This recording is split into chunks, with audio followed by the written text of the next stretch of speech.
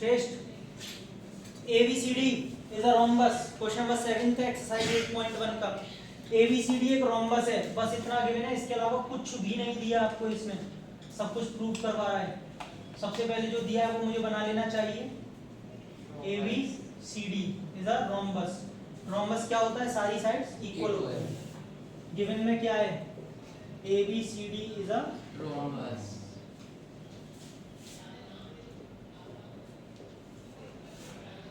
क्या प्रूव करना है diagonal AC bisects angle A। बेटा? Diagonal AC bisect angle A as well as angle C, तो मुझे ये डायगोनल बना लेना चाहिए। आगे कह रहा है and diagonal BD bisects angle B as well as angle D, तो ये भी बना लेना चाहिए। मान लेता हूँ ये O पर है। सबको समझ में आ रहा है? बेटा मैं नंबरिंग कर लूँ तो ज्यादा अच्छा रहेगा। 1 2 3 और 4। सही है। इधर देखिए, एक पार्ट आपको मैं करा रहा हूं, दूसरा आप खुद कर सकते हैं। ये वाला पार्ट मैं करा देता हूं कि डायगोनल AC एंगल A को और एंगल C को, दोनों को बाइसेक्ट कर रहा है, A को और C को। अगर ये समझ में आ गया तो B और D वाला तो कर लेंगे ना, नहीं आए तो मुझसे बाद में पूछ लेना। देखिए आपको बेटा लाइन पूरी यही लिखनी पड़ेगी, इसमें दिक्कत ये है क्योंकि कब तक लिखोगे 1 2 के उसमें 2 ग्रुप में लिखोगे डायगोनल AC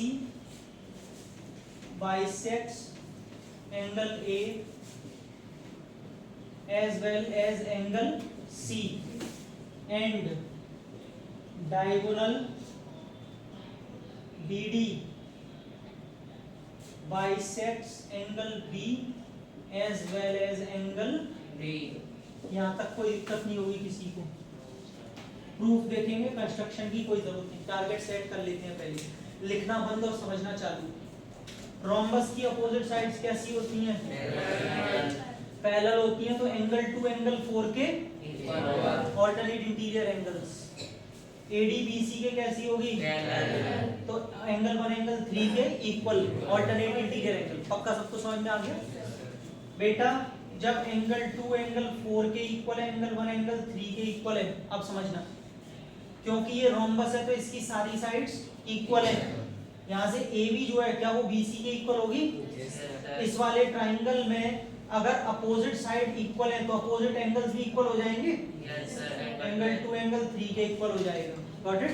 बेटा फ्रॉम इक्वेशन 1 2 एंड 3 देखो, 1 3 के इक्वल है, 2 3 के इक्वल है, तो 1 और 2 आपस में इक्वल हो जाएगा। और 1 और 2 आपस में इक्वल है, तो एंगल A क्या हो गया? बाइसेक्ट। सही है। इधर देखो, यहाँ से 2 4 के इक्वल है, 2 3 के इक्वल है, तो जब 2 2 इक्वल है तो 4 और 3 भी इक्वल हो जाएगा। 4 और 3 का मतलब एंगल C बाइसेक्ट हो गया। खत्म। सिंपल है। लिखते हैं, चलिए आप लिखेंगे AB पैरेलल टू CD, ठीक है। और बेटा AC इसमें किसका काम कर रहा है? ट्रांसवर्सल का। अगर ऐसा है तो angle 2 is equal to angle 4 alternate interior angles. This is equation number 1. Again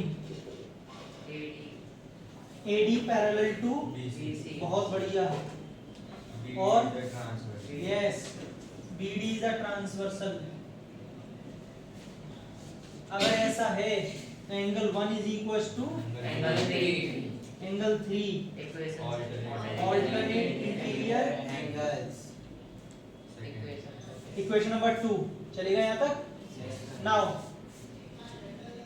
AB is equals to BC since क्यों ABCD is a रोम्बस। और रोम्बस की सारी साइड बराबर होती हैं। अगर AB BC के इक्वल है, थर्ड इक्वेशन, तो बेटा अरे सर एंगल 2 सॉरी एंगल लेना है। देयरफॉर अगर अपोजिट साइड इक्वल है AB BC के तो एंगल 2 एंगल 3 के angle 2 is equal to angle 3। Third equation किससे? Angles opposite to equal opposite sides. सही है बेटा श्रेष्ठ? ठीक है। तो from equation 1 2 and 3 all the angles are equal to each other angle 1 2 के होगा, 3 के होगा, 4। बेटा सारे इक्वल होंगे, ये भी दिखा दो सारे होंगे कि नहीं होंगे।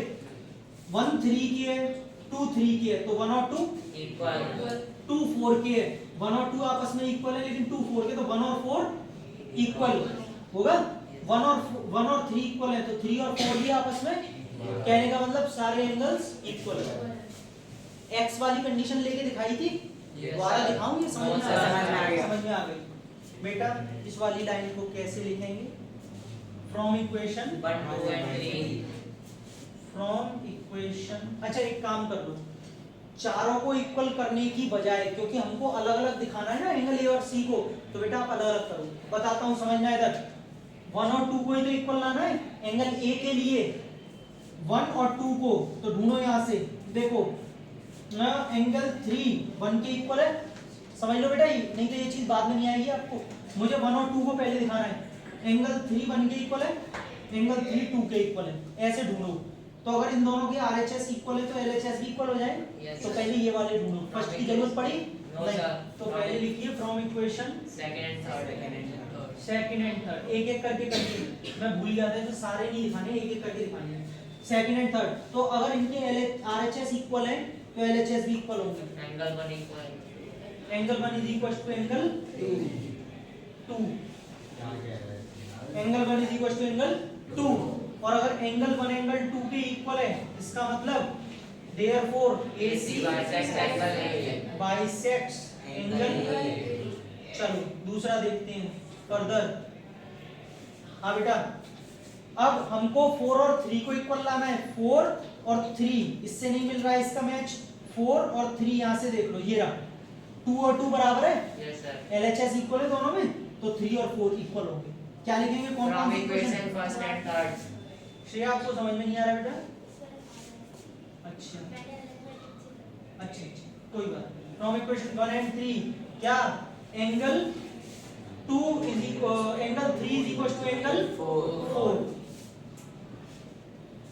और एंगल 3 अगर एंगल 4 के इक्वल है, therefore AC bisects angle C, angle C सी।